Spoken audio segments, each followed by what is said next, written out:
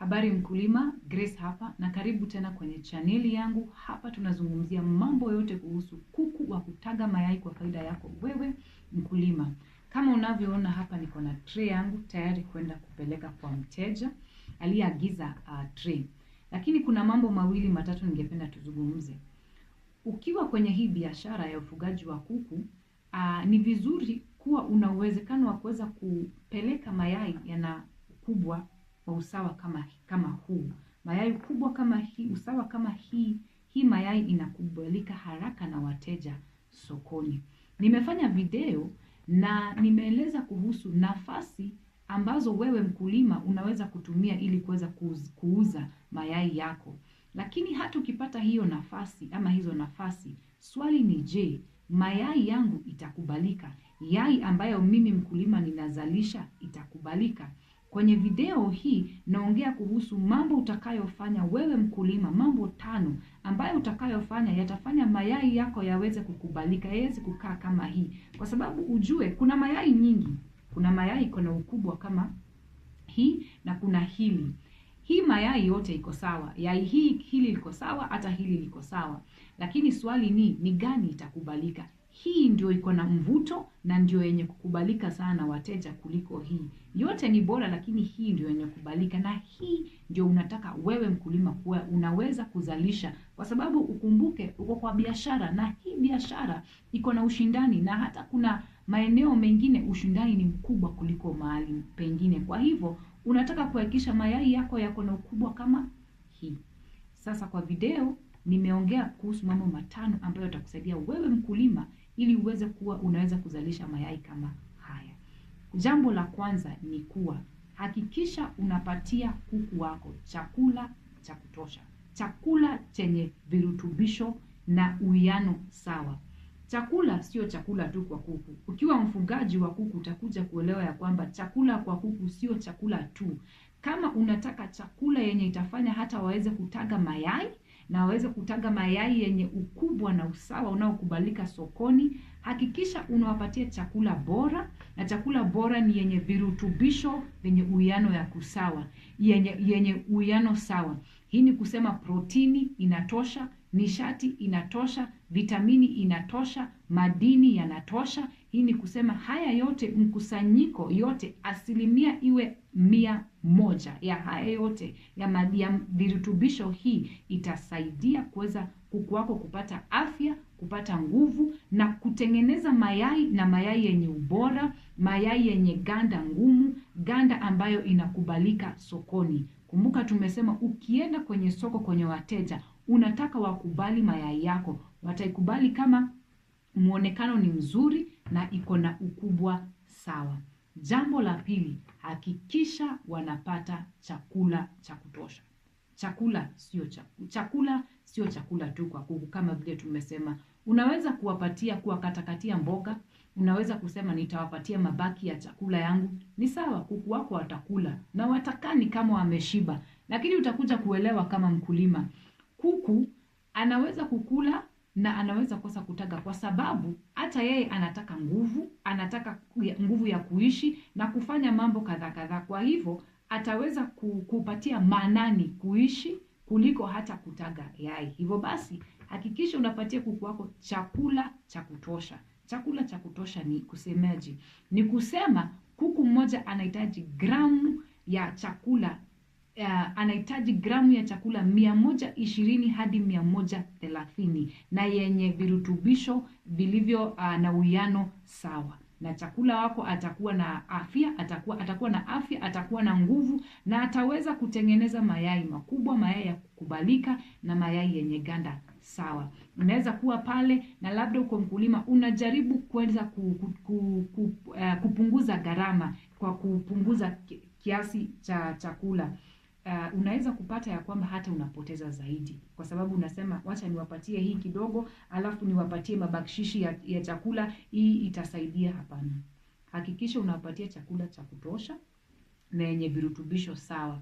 Kama hii chakula inapatikana kwenye makampuni mbalimbali, tununua kutoka hao. Unaweza unafanya utafiti wako, angalia ni makampuni gani yanauza chakula ya kuku yenye inafanya ziweze kuzalisha mayai na kutaga mayai vizuri, kwa sababu hapa tuko biashara. Hautaenda kununua chakula na upoteze, unaenda kuwekeza ili na wewe uweze kupata faida. Kwa hivyo fanya utafiti wako mzuri, hakikisha unanunua kutoka kampuni yenye chakula yake imetengenezwa, ina virutubisho sawa, yenye uwiano sawa wa protini, madini yote na virutubisho vyote ambavyo tumeongea, ili na wewe mkulima.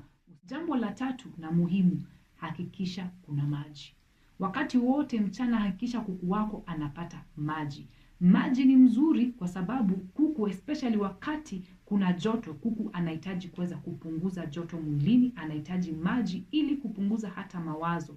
Kwa sababu kuku akiwa na ile sumbua ama msongo wa mawazo kwa sababu ya joto jingi, anaweza hata kukosa kutaga mayai kwa hiyo siku, na hata anaweza kosa kutaga mayai kiasi hiki, atakupatia mayai ndogo, yenye ukubwa mdogo na yenye ganda iliyo dhaifu. Kwa hiyo hakikisha ako na maji wakati wote. La pili na muhimu ni kuwa maji husaidia sana katika kuweza kutengeneza mayai na kuweza kutaga mayai. Kwa hivyo usije na uzoefu wa mara kwa mara hakuna maji, labda ulisahau, labda mfanyikazi wako ulisahau. Hapana, tuko kwenye biashara na tunahitaji kuwa na umakini kutoka mwanzo. Hata ikiwezekana uweze kuwa na mabomba ama matanki ya maji, ili uweze kuwa na maji kila wakati, ni asubuhi, ni mchana, ni usiku, kwa sababu kuku wako anaweza taga mchana, anaweza kutaga asubuhi na mapema, anahitaji maji kila wakati. Uzoefu wa mara kwa mara ati hakuna maji pale kwenye banda lako la kuku linaweza fanya kuku anaweza kukosa kutaga hata siku moja ama siku mbili, na sio mzuri. Jambo lingine muhimu sana, jambo la nne muhimu ni ati ya kwamba kuku anahitaji mwangaza wa kutosha, masaa 14 hadi masaa 16. Ni kwa nini?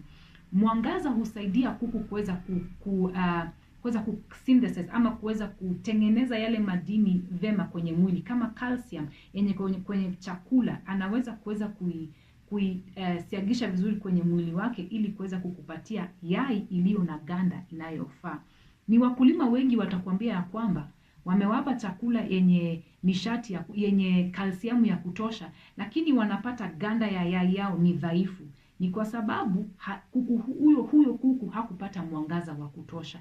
Ni muhimu kuku wako anakuwa na mwangaza masaa ya kutosha ili aweze kupatia yai yenye ganda inayofaa. Kwa sababu ukienda pale kwenye soko na uko na yai iko na ganda dhaifu, hakuna mteja atakayechukua kutoka kwako. Kwa hivyo hakikisha banda lako linaweza kupata ama kupokea mwangaza unaotosha masaa 14 hadi masaa 16, itakusaidia kama mkulima. Jambo la tano na la mwisho na muhimu ni kwamba banda lako linahitaji kuwa na nafasi ya kutosha. Ndio. Tumesema kuku hahitaji kuwa na stress. Msongo wa mawazo kwa kuku hufanya hata anashindwa kutaga vema na kwa ile uzoefu unaostahili.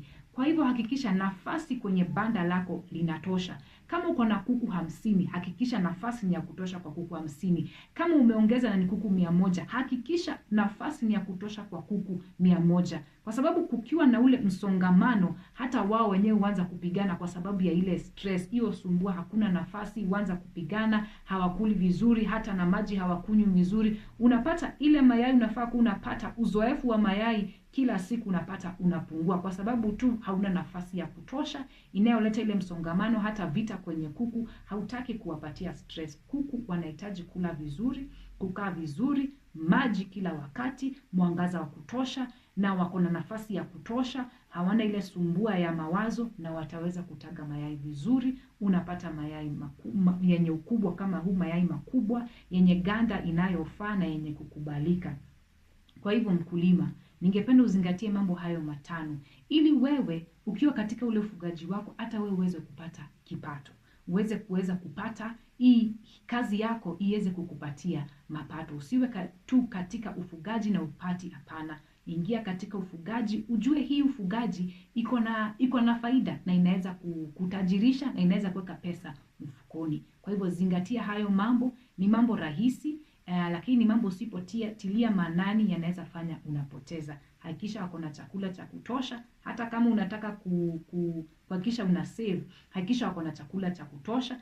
Hakikisha wako na virutubisho vya kutosha kwenye hiyo chakula. Hakikisha mwangaza ni wa kutosha, maji ya kutosha, nafasi ya kutosha, na kuku wako atakupatia mayai kiasi hiki ama mayai kiasi hii. Utaweza kutoka kiwango hii na uweze kuwa unauza mayai kiasi hii ama kiasi. Hii ndio mayai inayovutia, ndio mayai yenye inakubalika kwenye soko.